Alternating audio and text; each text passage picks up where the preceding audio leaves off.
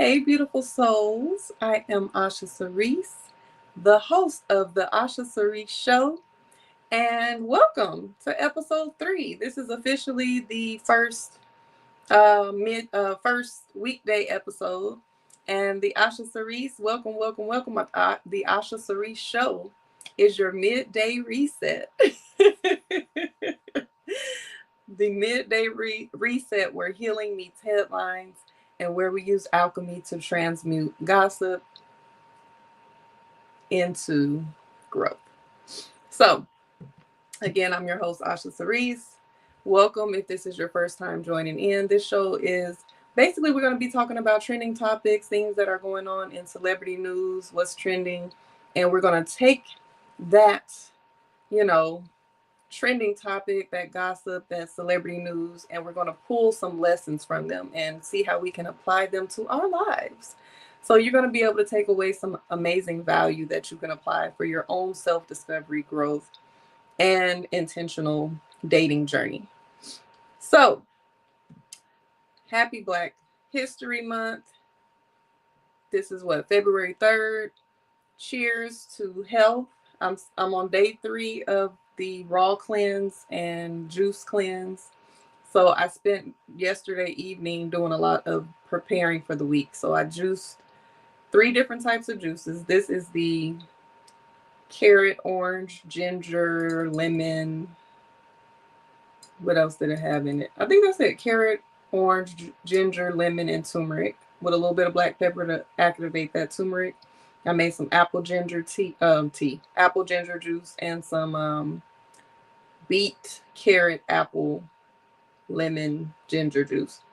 So cheers to health.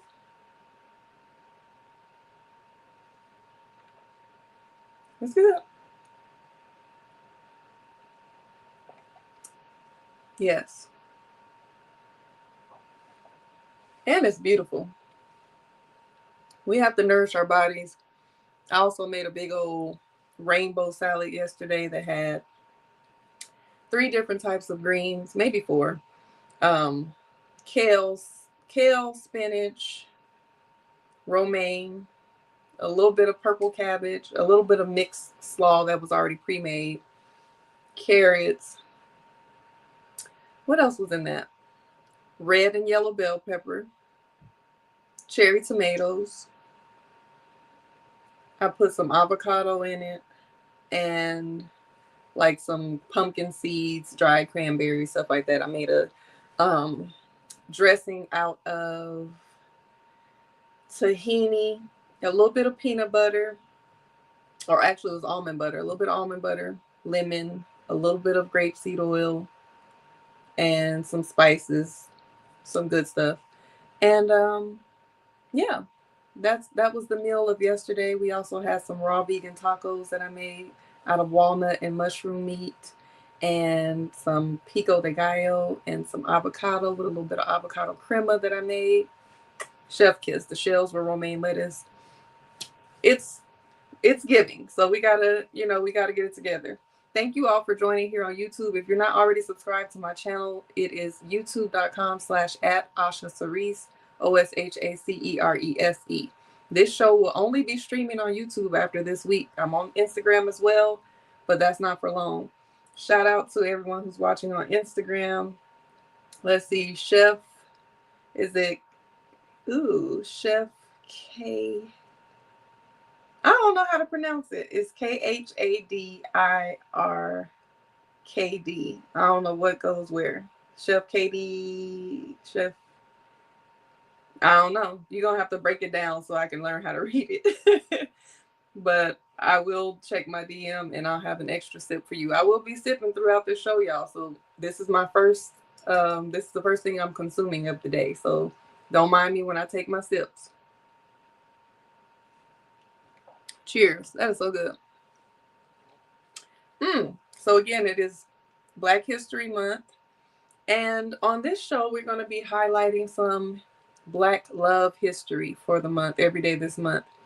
So this Black love spotlight, I wanted to shine light on Marcus Garvey and his wife, because I don't feel like we talk about Marcus Garvey enough. I know I didn't know a thing about Marcus Garvey growing up. It was never talked about. I never heard of him until I became an adult.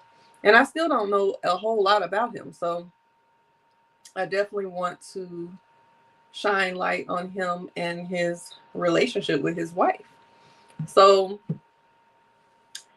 Marcus Garvey is the founder of the Universal Negro Improvement Association, abbreviated as UNIA, and he hammered home the idea of racial pride by celebrating Africa and African past and encouraging Black people to be proud of our heritage and proud of the way that we looked. So in 1922, he found his soulmate, Amy Jaquez. I hope I'm pronouncing it right.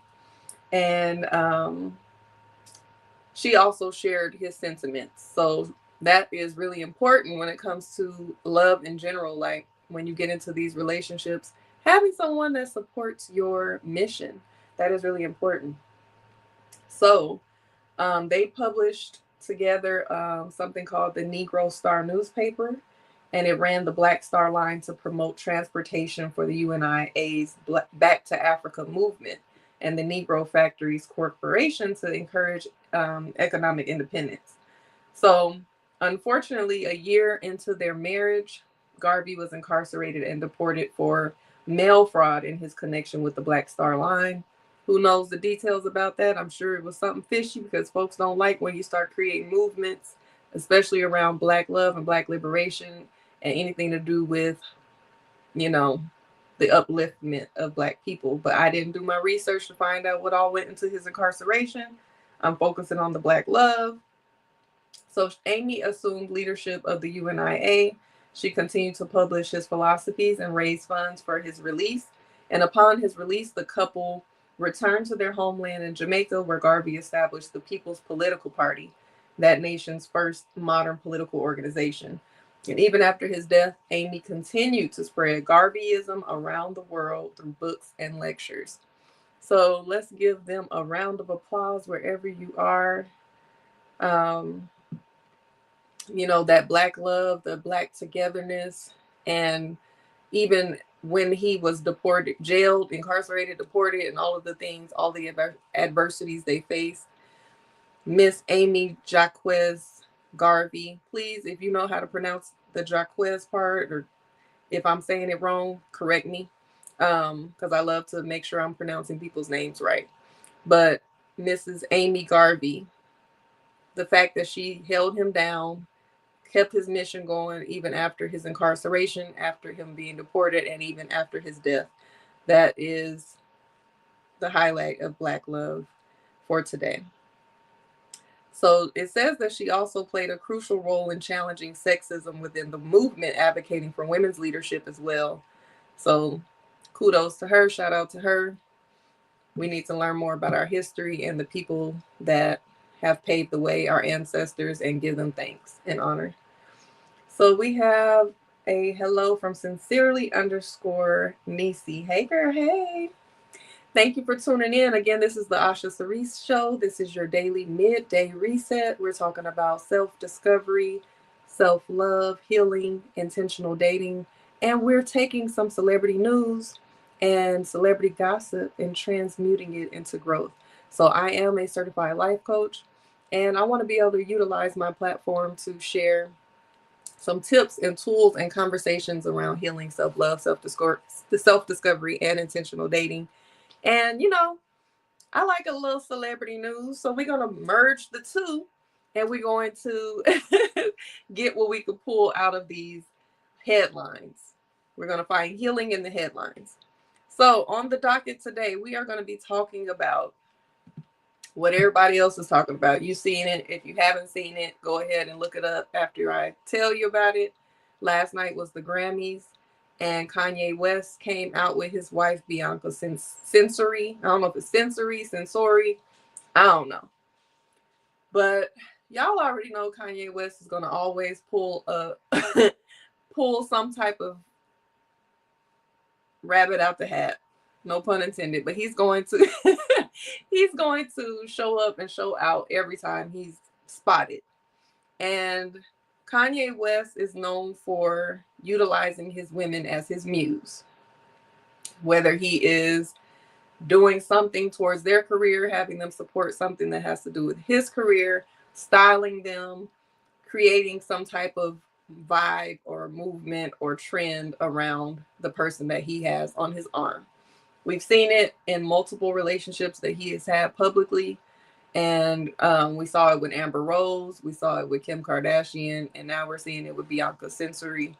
And so last night at the award show, I don't know the tea about what all happened, because some people say that they were escorted off the premises because of what she had on. Some people said that they were asked to leave because they weren't invited.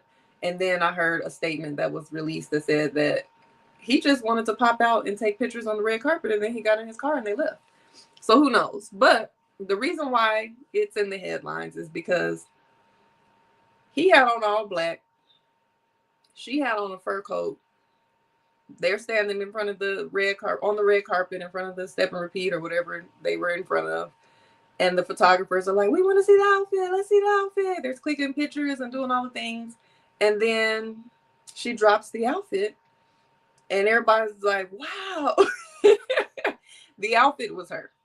So she had on a sheer dress and she was bucket naked underneath. There was no nude underwear. There were no pasties. It was just breastises and front of it, breastises and vulva and booty. That was the outfit. So we've seen it before. We've seen people on the red carpet with little to nothing on. Even the beautiful Rihanna has worn her breasts out, nipples and areolas and all, covered. Lizzo showed up on the red carpet one time with her breast showing. Toni Braxton has had, the side of her whole body showing, where it's like, little to the imagination, where you see her side of her butt or side of her hips, a little bit of the butt in the back, legs.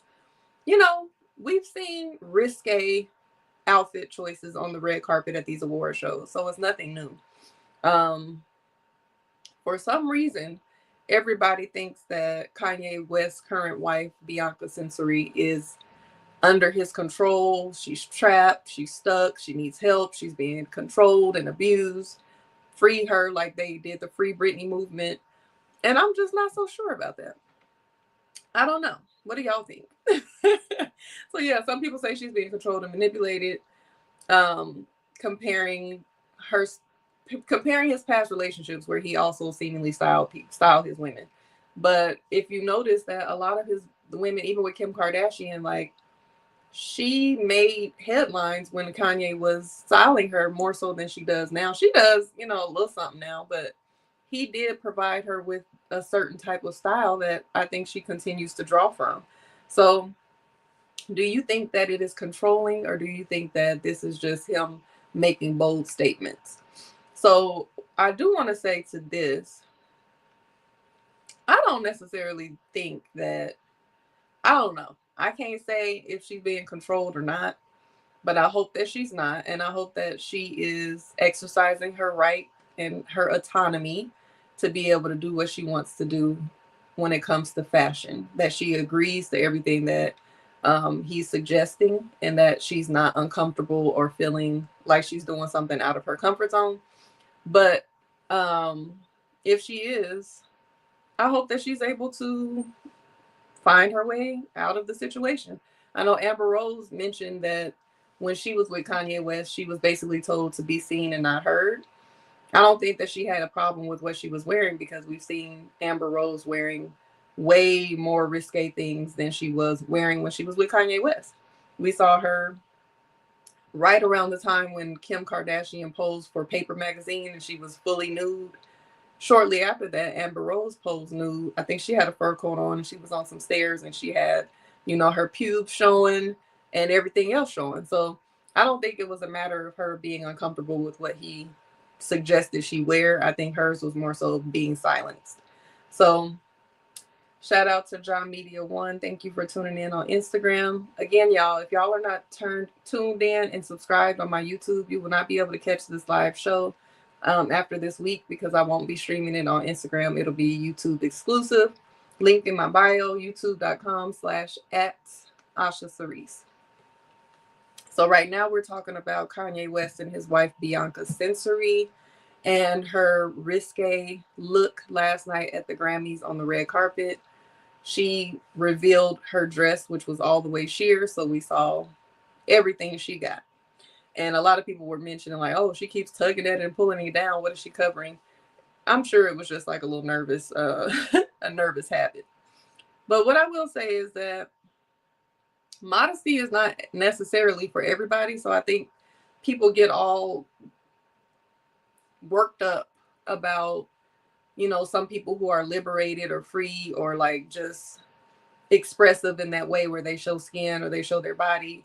And I feel like there's a place for everybody. Everybody is not modest that they want to have a turtleneck on and a dress all the way down to their ankles and, you know, wearing a scarf and covering up their whatever. Modesty is for some people, though. Some people choose modesty because of religious reasons or spiritual reasons. Some people choose modesty because that is from their upbringing or their culture. Some people choose modesty because it is out of respect for their partners, and that is the type of boundary that they have agreed on. Or they feel like in order to attract a certain type of partner, they need to be modest, so they cover up more because of whoever they're trying to attract. Some people are modest for personal reasons. Some people are modest because of insecurities. There are some people that want to pop out and show some skin and show a little body, yada yada, but they're not comfortable in the skin that they're in, so they live vicariously through the other people that are doing it. So I think that I'm not for the judgment of people of how they express themselves when it comes to art and fashion. If skin is showing or whatever, it's not for children. It's not for the eyes of kids. It's not for the influence of kids. It's adult entertainment. It's adult fashion. It is, you know, who are we to say what's appropriate and what is not? We can give our opinions, but we cannot choose that for other people.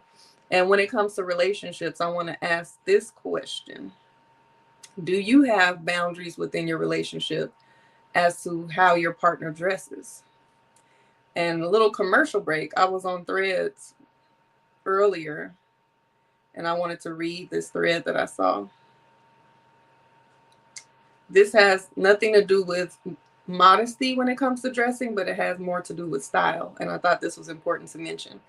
So this user, I am J Jamore on Thread, says, our first date, he shows up in floral shorts and Nike sneakers with socks.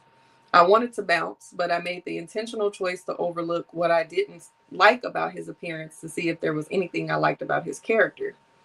We talked nonstop for 4 hours, was married within 2 years, had a baby a year later.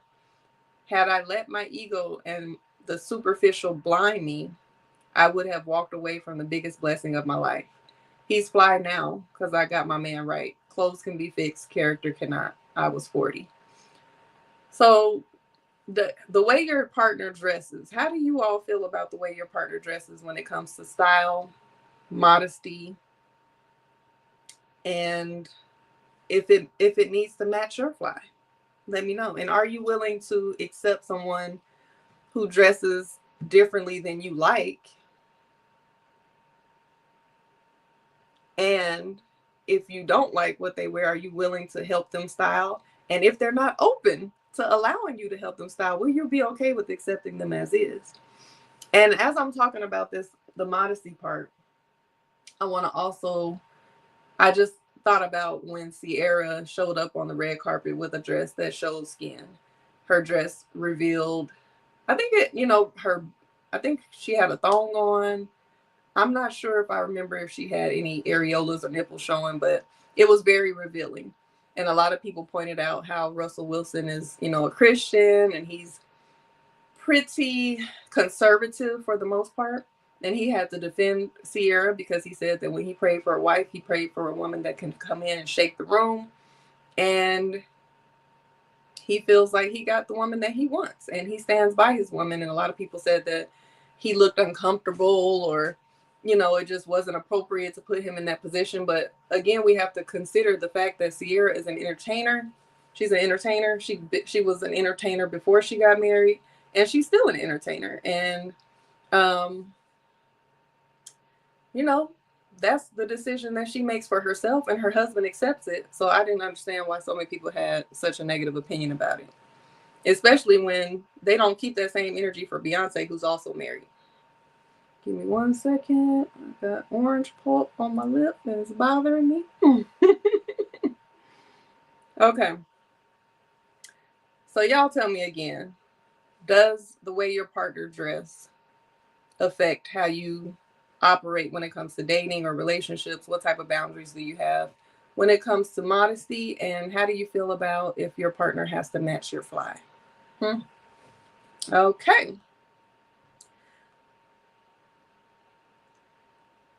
Another thing I wanted to say about Kanye West and Bianca's source Censori is I don't know much about them. I have a little bit of their dating history right here. So it looks like it says that in 2020, Censori became an architectural designer for Yeezy. In 2022, they began dating. January 2023 is when they were first seen dining together. In December of 2022, it was revealed that they had a small private marriage ceremony in Beverly Hills.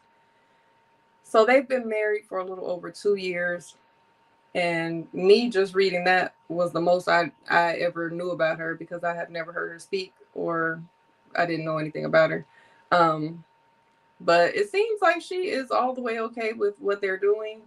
And if she is, that is her right. And that is, that's their business. So I do feel like, again, some people like to pop out and show folks. They wear what they want to wear, whether they're in a relationship or not. And I think that's where autonomy comes in. When it comes to, sometimes people will meet someone and they are free like that, or liberated, or maybe they're a nudist, or maybe they're a little extra or whatever, and they'll accept them like that when they first meet them. When they're dating them, it's okay. But then when they get in the relationship with them, that's when people want you to change. And that can be conflict, because it can seem controlling when you met someone a certain way and then you want to change them to adapt to this new role that they have as being your partner. So some men I've heard say that they want their woman to dress modestly because they don't want to be put in a position to have to defend them physically, or get into an argument with men who are being disrespectful or anything like that. So there's that as well. And some people just don't want other people laying eyes on their woman. And then there's other men who want to show their woman off. They want to have the finest woman in the room. They want the bold, confident, daring woman that is okay with showing a little skin. They want people to see what they have, and that this person is coming home with them. So if you are watching live, put it in the chat, or if you're watching it back, let me know how you feel. Do you want your partner to dress modestly, or do you just roll with how they want to dress, and you accept them, support them, stand by them, and protect them if needed? The other topic that I wanted to address today. So last night, Claressa Shields, she goes by the GWOAT, greatest woman of all time. She had a fight. Spoiler alert, she won the fight. And she is now the women's undisputed champion of the world in boxing. And last night, she also popped out with Papoose on her arm. Papoose and her, I guess, have made it official by their appearance publicly, coming out arm in arm. He wrapped her out as she approached the ring. And we know that it was just maybe a month or so ago that there was a big controversy in the blogs where Remy Ma basically exposed Papoose and Claressa Shields' relationship. So if you don't know or don't remember, Remy Ma and Papoose met in 2004. Remy Ma was sentenced to prison for assault in 2008, and her and Papoose got married over the phone. 2014, Remy Ma was released from prison. So that's 2008, 9, 10, 11, 12, 13, 14, 6 years that Papoose waited for Remy Ma while she was locked up. And 2016, they renewed their vows on TV. And then 2018, they had their first child, their little girl, Reminiscence Mackenzie. So everybody has always praised Papoose for being a good man, a good husband, for holding Remy down for all that time. They're saying, that's unheard of for a man to hold a woman down for years while she's locked up. Remy Ma has always said that she knows that he was faithful because she had people on the streets that would be able to let her know if he was sneaking out. I believe they did have conjugal visits as well. So, everybody has always praised Papoose as being a good man, a faithful husband, relationship goals. And Remy Ma and Papoose have always promoted Black love. They have represented and promoted Black love. So when it came out I don't know if it's been a year or so now, that there was kind of like Trouble in Paradise with Remy Ma and Papoose, where she's hosting these battle raps, and one of the battle rappers said something to the effects that they had something going on.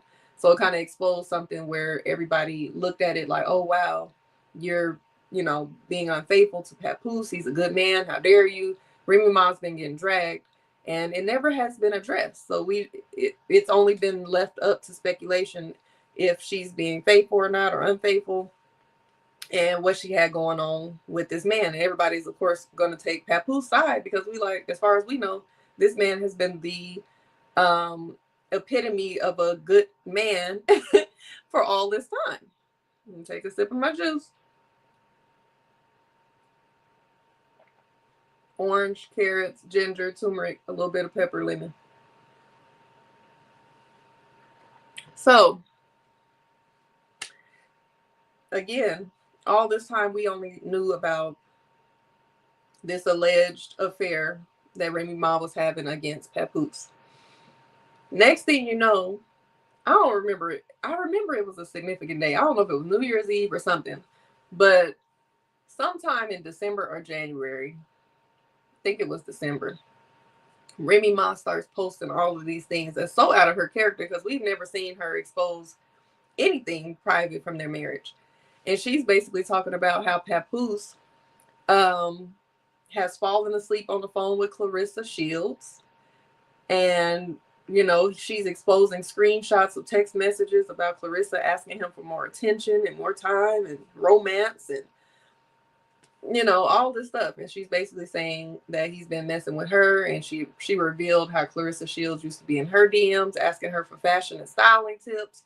So it was really very messy. So people still were taking Papoose's side because they're like, well, you were cheating on him. Now he's just getting his lick back. But then Remy Ma started revealing that Papoose was allegedly abusive. She said, remember that time when the neighbors or the workers that were fixing our pool had to come get you off of me in the garage. And there's been some other celebrities that have kind of said that he's been cheating and he's been abusive. So I don't know. All I know is it's unfortunate that this couple that has put so much intention and this beautiful image of Black love to represent Black love and to promote Black love, that this was the demise of their relationship. And it would have been better, I guess, for lack of a better word, if they could have ended their relationship amicably versus with drama, especially being the ones that are representing Black love. But the reason I'm bringing them up, I'm gonna get back to the Black love representation, is because we don't know for sure if Papoose and Remy Ma are officially divorced. According to many, they're still legally married. There was something that reported that Remy Ma went back to her maiden name on her writer's credits or something that she did last year. So I'm not sure if they're legally divorced or not. I know she was saying that she can't get him to move out of her house. So who knows? But let's say that they are legally married. How do you all feel about people dating while they are legally married? Because I saw a lot of people in the comments saying that they did not agree that Papoose should be popping out with what is it, Clarissa? Let me see what this lady's name is. They didn't agree that Papoose should be stepping out with, I don't want to mess her name up, y'all, Claressa Shields. So I personally think that if a relationship is completely done with, you all have, going your separate ways, you're pretty much just waiting for the ink to dry or the divorce papers to go through or whatever it is. I don't see anything wrong per se with dating while you're still legally married, but you're separated. I don't think I would necessarily recommend, that's the word I'm looking for. I don't think I would necessarily recommend doing it publicly, but because they're celebrities and they're in the public eye and if it was already exposed, I guess he's like, forget it. Let me just be all out with it. Remy Ma is still really kind of like laying low with her new man or whoever he's supposed to be. Papoose posted a picture of them from last Christmas, but it hasn't really been anything that Remy Ma has publicly stepped out with. So what are your opinions on that? Do you think people should still be able to date while they're legally married but separated?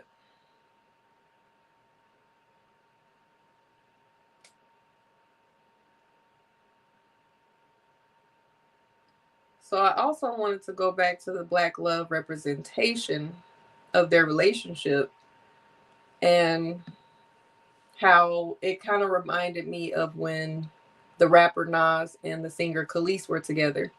I can vividly remember as a child seeing them on TV.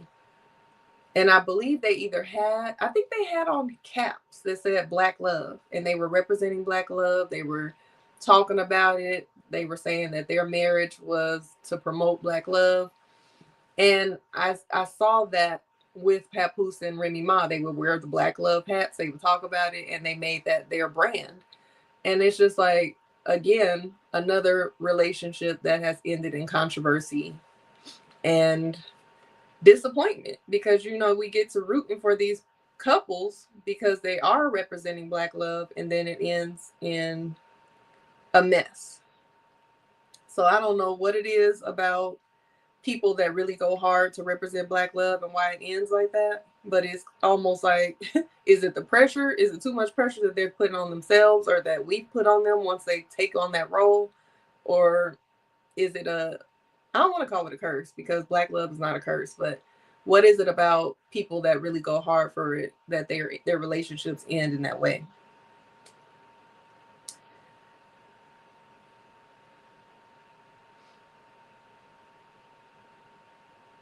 So do you all think that the Black love they promoted was just an illusion, or do you think that they're just going through the emotions of any other couple and they just had a bad breakup? And do you feel like us as a community, do we put unfair expectations on them to be the face of love, even when their relationships are struggling? I know that a lot of people, we put certain couples on a pedestal, even when it comes to like a couple like Will and Jada. Everybody has their different opinions about Will and Jada. But like in the 90s, only thing you would hear is a love like Will and Jada or a love like Whitney and Bobby. And both of those relationships have had their ups and downs, their trials and tribulations, their things that people don't agree with when it comes to their relationships. So then when it comes out, people get disappointed and it's almost like you get angry at these couples for not being who you expected them to be. Now, when it comes to Will and Jada, I still feel like there are parts of their relationship that can be commended, like when it comes to just sticking together as a family and their family dynamics and how they blend the family with Will's oldest son, Trey, and his mother, Cherie, and you know, how they've raised their children to be free thinkers and innovators and be able to express themselves and be open and vulnerable and open and trying new things and not fit in a box. Their loyalty to each other and to supporting one another. There are things that we can pull from the relationship that doesn't necessarily have to be, oh, they ruined the image, Jada stepped out. And even when it comes to the whole entanglement, I still have my difference of opinion with that, because people are looking at Jada as just this woman who broke Will's heart and breaking him down and got him looking crazy, and he's crying and he's emotional and it's all her fault, when they both addressed or hinted at the fact that Will has had several infidelities. And they've also come out and said that during the time when she had the entanglement with August Alsina, they were separated. This was something that she did when they were not officially together and they were not operating as husband and wife. They were operating as life partners, which is basically like they're not getting a divorce, but do you and I'm going to do me.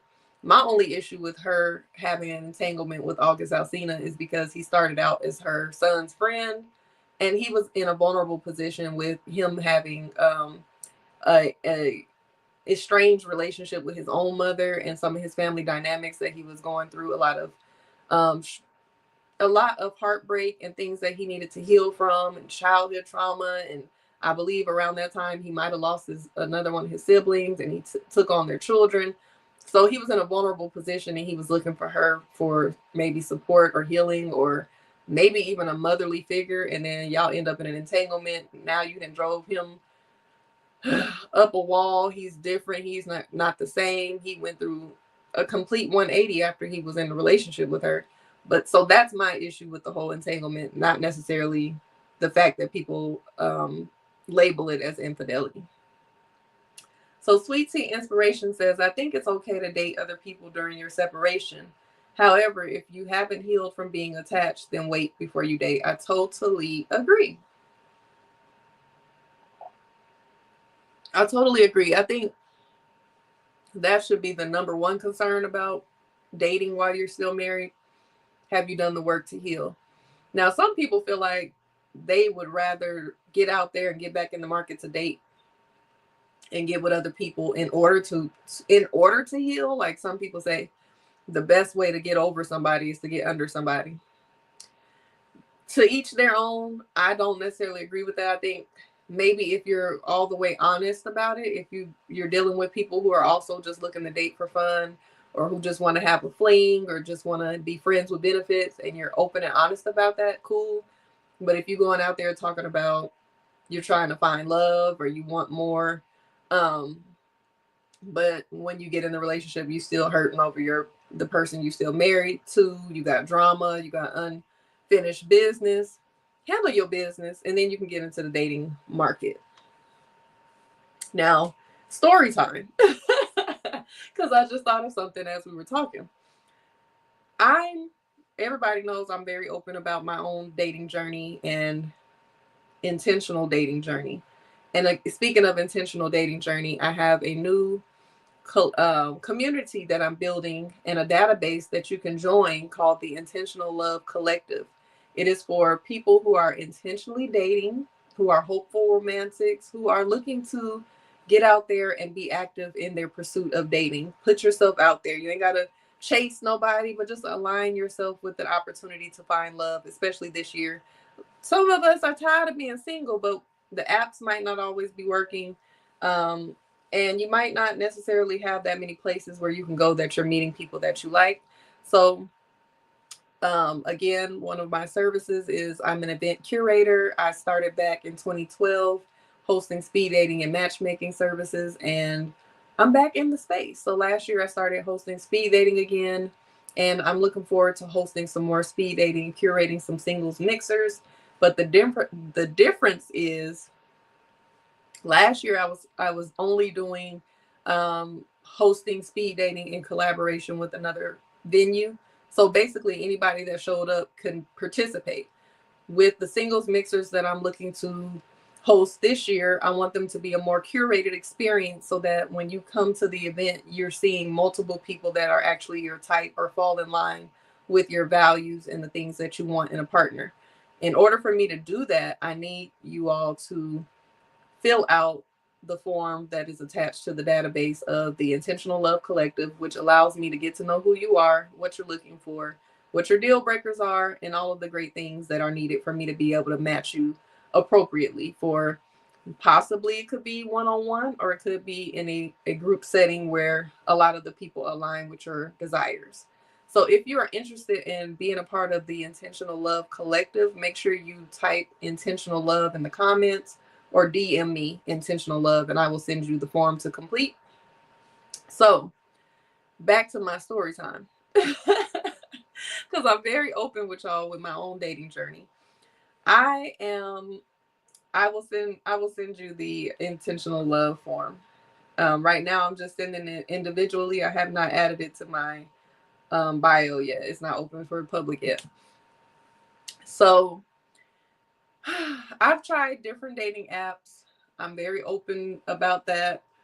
I've always been like, team dating apps to give people the opportunity to meet people that you wouldn't normally meet in everyday life, whether because you're a homebody or you don't get out much or the places that you go, you're not meeting people. So I've tried different apps, Tinder, Hinge, Bumble, OkCupid, Facebook dating. I even tried Coffee Meets Bagel, but I don't think it's that popular in the city that I'm in. So, excuse me. So, I just reactivated my Facebook dating.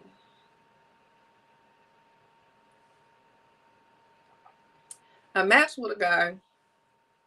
I recognize him because I believe we matched before on a different app years ago. So we matched, and the first thing he sends me is, let's just go ahead and get married. So I obliged. Whatever, let's talk. Let's do a little banter. Have a little banter. I said, you don't even know if I'm crazy or not yet. And he said something like, oh yeah, you definitely crazy. And so I said, I think I said something like, so I said, I don't know if that's a green flag or a red flag that you're willing to accept that anyway, or something like that. And then he said, I don't know if he said he was crazy too, but he mentioned it's okay because that our sex will be good. So that was the first red flag, that you're already talking about sex and we like in the first 4 or 5 sentences. But whatever, I ignored it. He asked me something about how my day was. I responded. He said something else back and forth. And then he mentioned, how do you feel about dating somebody that's your size or that's your height? So I said, it's not my preference, but it's not necessarily a deal breaker. And he said, okay, cool. So we continued to talk. He was asking questions, seemingly wanting to get to know me better. I think he asked me where I was from. He asked me what I do for a living. We talked back and forth. I think when I asked him what he did, he's like, oh, you must have not read my bio. And I'm like, no, actually, I read every bio of the person that I match with. But I just wanted to make sure what you said aligned with that. So I don't even think he ever really confirmed that it did. He had a whole lot of fluff in his bio. Like, I don't want to give his identity away, but it was like big stuff, like working for a huge company. It also said that he was certified life coach. It mentioned that he was, excuse my stomach. It mentioned that he was very religious. I think it just says, it says something about religion. And I can't remember what else was in the bio, but there were certain things that were not. So anyway, we go back and forth for a little while. And I think that I didn't respond back to him one day because whatever reason I was busy that day. And so he mentioned again, like, oh, are you busy or did you meet a taller guy? So I'm like, okay, so his height is his insecurity, not mine. I ain't said nothing about your height. You asked me how do I feel about dating somebody that's my height. I told you it's not necessarily my preference, but it's not necessarily a deal breaker because I do want to give you the opportunity to let me see who you are and get to know you first before I just say, nah, you're too short. But he kept bringing it up. So I'm like, this must be something that he's working through. Anyway, he asked me for my number. We exchanged numbers. The first phone call was the last. It started off decent. It was a little bit of back and forth, just getting to know each other a little bit better. Next thing you know, he started asking about religion. We started talking about religion and spirituality and beliefs and all of that. He started preaching to me about Christianity and about his morals and values and principles, and that he's very religious, and he was going in for like 30 minutes, like really going in about his beliefs and everything. So I'm listening, and I was just asking him, like, have you ever dated someone from your church or tried to date someone from your church home? And he was like, yeah, I've tried. There's some good looking women in the church, but everybody got problems. I got problems. And somehow, some way, he ended up just saying, a lot of times I'm just on that app because I want to smash. So I'm like, when I tell you this was immediately after the 30-minute sermon of morals, values, and principles, and religion and spirituality, and he told me that he doesn't respect any other religion, that he is, very firm on his Christianity and his beliefs and all of this. And then you turn right around and say that you're on the dating apps mostly to try to smash. So I'm cold when it comes to vetting and when it comes to asking certain questions to get certain answers. I don't even have to ask. I don't even have to really do too much. But because, I'm used to being a coach, and I just have this natural gift anyway. So I know how to hold space for people. And I did a lot of listening, and he did a lot of talking. And he just started talking about how, a lot of times him and other men, they tell women what they want to hear. And, he's like, this is my method. This is part of what I do. I send a woman a message and I say, either we should get married or we look good together. And mind you, I didn't really ask him these specific things. He was just had diarrhea of the mouth, basically like confessing to me. And the reason why I'm bringing this story up is because in his bio, he never mentioned that he was divorced, but he was divorced.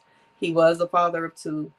And it seems to me like he revealed that he had only been in 2 relationships, but they were both like over 8 years. And to me, it seems like he was in a position of just wanting to have fun and wanting to be footloose and fancy free.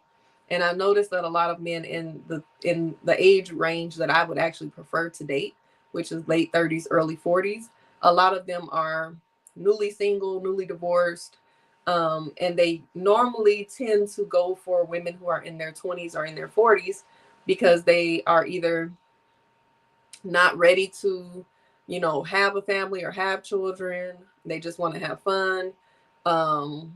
They're not trying to have any pressure on them about that, or they just want to have the intimacy. So they're looking for younger or older. I've had a lot of men tell me that women in our 30s, we are more serious about what we want. There's more pressure to get married and to have children and all of that. So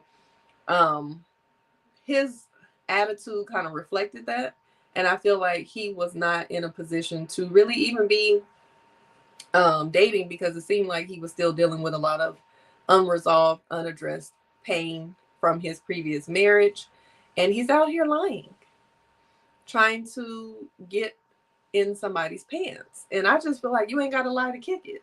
I told him, I just feel like, just be honest about your intentions. It don't have to be like, hey girl, I want to smash, the first conversation. But don't be out here trying to talk about we look good together and we should get married and selling a dream to somebody just so you can have sex with them. It's not that deep.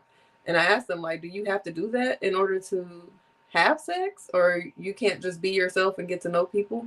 Because there's a lot of women out here that just want to have sex too. That's the season that they're in.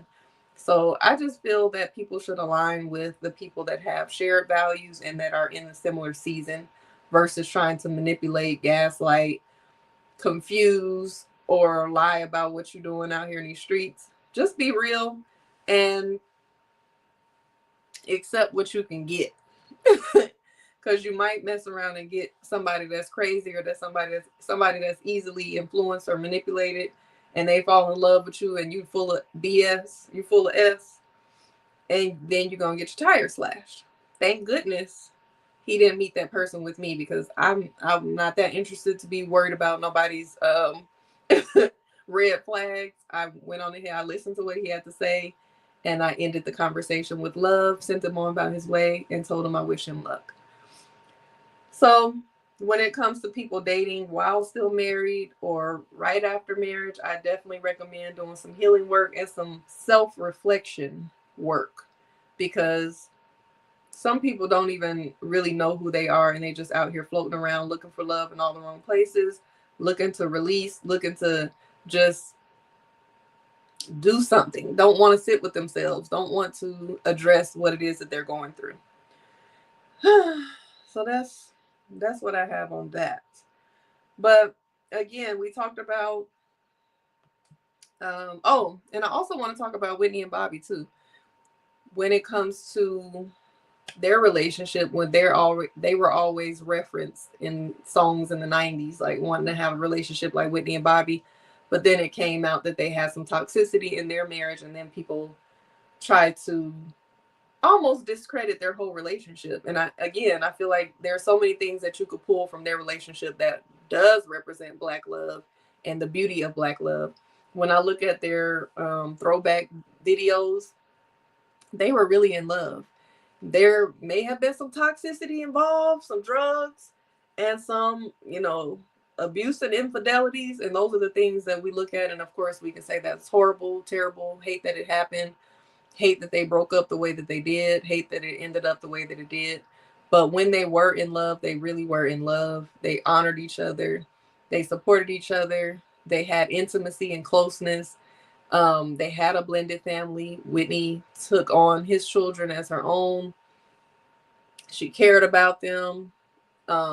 They didn't give a damn about what nobody had to say. They was gonna love each other. They had passion and just really deep admiration for each other. And those are the things that we can look at for these couples that we put on a pedestal, instead of us trying to make them perfect or judging them for their imperfections or for their the downfall of their relationship. Let's just pull what we can from the relationship, admire that, and wish them well and pray for them in their healing. Because ain't nobody perfect. When you get in these relationships, it's a test. It becomes an opportunity for you to grow. And some people grow together and some people grow apart. So what do you feel about the celebrity representation of Black love and the pedestal that we put them on? Is there any couple that you look towards as your perfect representation, and maybe not perfect, but your go-to representation of Black love? Who's on your vision board of relationships? Let me look at my vision board and see if I have any celebrity. I got like 4 vision boards in here. I don't have any celebrity. I love this. That's a great way to invite engagement. Hold on, I didn't push the wrong button.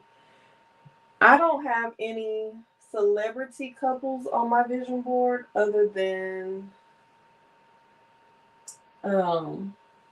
there was this show called Love Is, and it was kind of like loosely based off of Mara. I think it's Mara, what is it, Brock, the creator of Girlfriends, and her husband. And the show, it has some toxicity in it too, but there were parts of it that I really loved. I don't even think y'all could see that that vision board. I can't see because I'm looking backwards. It's right there. Right there. There were elements of their relationship that I did love, but it wasn't like, it's not on my vision board because I aspire to be like them, but there were parts of it that I pulled from that I did love. And it came out that they had all kind of toxic stuff going on in their relationship, to the point where there were like sexual allegations against the man, and they didn't pull the show. I can't even find the show because they pulled it off of the network. They didn't renew it. It was a mess. But again, that goes to show you how no relationship is perfect, how everybody has something going on, and if we idolize these relationships, we will be disappointed because we will find out that if everything is not as it seems. Even with Barack and Michelle Obama, who knows what they go through behind closed doors? They look beautiful. They represent Black love amazingly, but we don't know what the folks go through behind closed doors. I have a digital vision board too in my phone, and I like Idris Elba and his wife's relationship. I have like, when I put a romantic vision board together, or a love vision board, I take different elements of what I like about the couple. It might be their style, their look, it might be their family dynamic, or whatever. For me, with Idris and his wife, I can't think of her name right now. I like there was this video they put up of them dancing in their house, just dancing and having fun. And I love that form of intimacy, just being together and laughing and dancing. So again, pull from what you can. What they say, take the meat, leave the bones. You can be inspired and not idolize, is my point. So again, I want to ask, is there extra pressure on Black celebrity couples to represent love in a way that makes them stay in relationships longer than they should? Or do we as a community put unfair expectations on them to be the face of love, even if their relationships are struggling? So we talked about, on this episode, we talked about Kanye West and his wife, Bianca Censori, and how they showed up at the Grammys and the Grammys red carpet last night, and she was exposed. And so I want to also make mention to, how do you feel about a woman who wants to, let's just leave the man out of it, a woman who expresses herself through art, fashion, or dance or whatever, and she is more on the risque side, revealing, bold, daring, however you want to call it, and she wants to show skin, she's showing parts of her body. Do you have a problem with that as just a woman in general? And then when we take it to a woman in relationships, like when Sierra stepped out on the red carpet with Russell and her body was exposed, Rihanna has been out with her body exposed. Lizzo, she's in a relationship as well. She has been on the red carpet with her breasts exposed. So do we feel like women who are okay with expressing themselves through nudity or through a lot of skin showing, is that inappropriate when they are with someone or without someone? Do you feel like modesty needs to make a comeback, or is that just personal preference?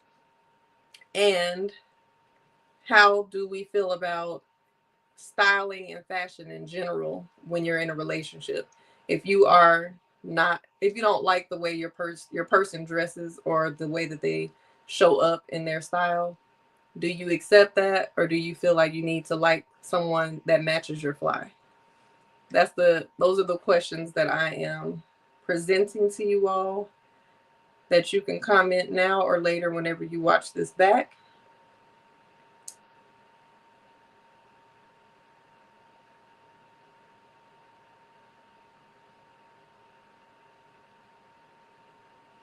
And again, I feel like the power of autonomy, every person should have agency over their body, their choices, and how they present themselves. That's my personal opinion. And that is a part of what is also going to be in the cohort, The Power of No, and the book, The Power of No. If you don't know all about that, The Power of No was birthed from a bit controversial viral threads that I had last month, where everybody was on my head about a decision that I made to say no to someone. And so it inspired me to write a book and create a group coaching program called The Power of No, to help people to set boundaries, to say no guilt-free, and to release people-pleasing habits. And having autonomy over your life and over the way you dress is a part of The Power of No as well.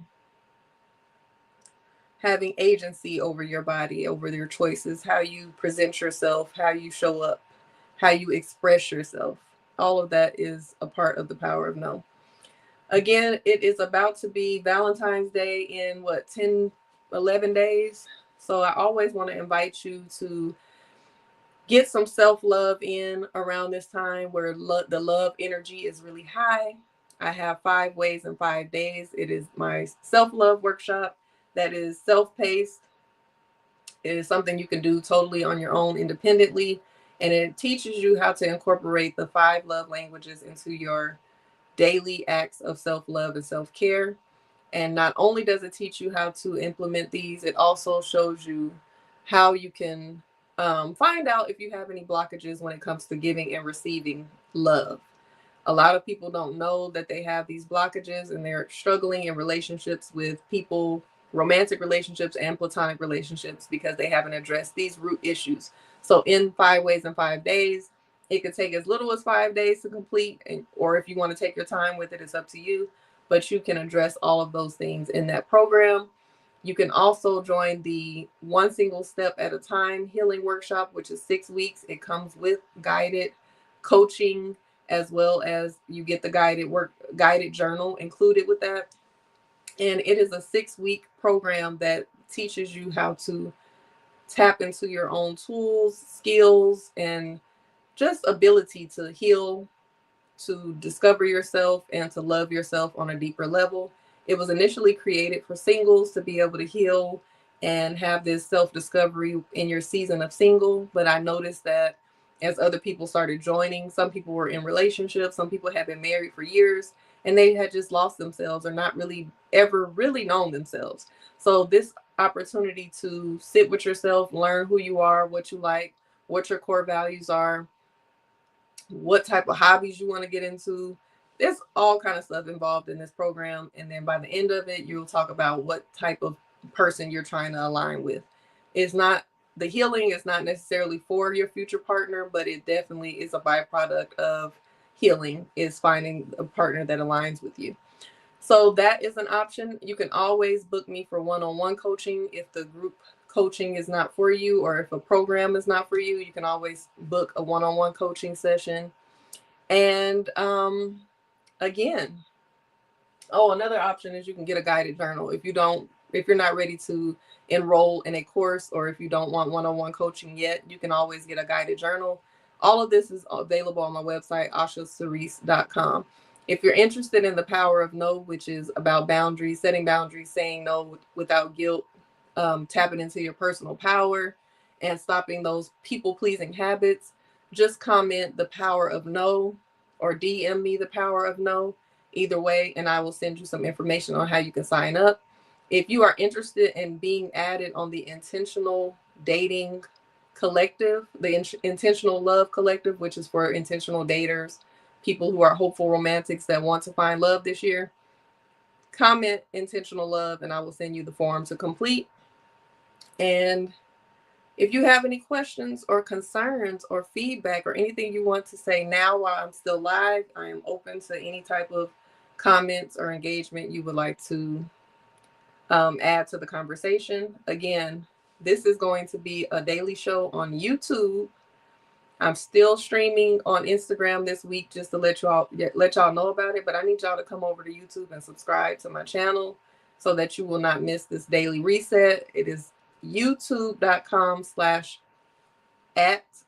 Cerese, OSHACERESE. My website is oshacerese.com. That's OSHACERESE.com, where you can find courses, guided journals. You can even order ebook, and you can also subscribe to the newsletter, which will be back soon. So I also want to challenge you for today to journal about a couple of things related to the topics that we discussed today. I want you to journal about a time you felt controlled in a relationship. How did you navigate it, and what did you learn? Journal about a time you felt controlled in a relationship. And then the second journal prompt is to reflect on your own boundaries. Where do you stand on modesty, autonomy, and dating while legally married? Those are 3 of the topics that we discussed today as well. So let me know how you feel, what comes up for you after you journal. You can write it in the comments. You can share it with me in the DMs, or you can come back tomorrow to tune in and let me know while we're live. Again, this is the Osha Cerese Show. We are taking headlines and finding some healing within them, and we are using alchemy to transmute gossip into growth. I hope you all enjoyed today's show. Make sure you tune in tomorrow. I'm going to work. My goal is to come between 12 and 1 o'clock.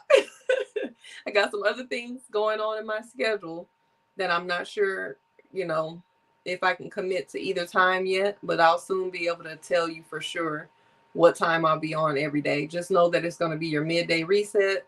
So if you're able to tune in live, I would love for you to continue to join in live. If not, come back and watch the playback. It's going to be here on YouTube. And I am so excited for this show. I'm excited for you all to join me. And let me know if there's any topics that you want to discuss, or if you want to send me something that you're going through personally, and I can address it on the show as well. Anyway, have a great day, and I will talk to y'all later.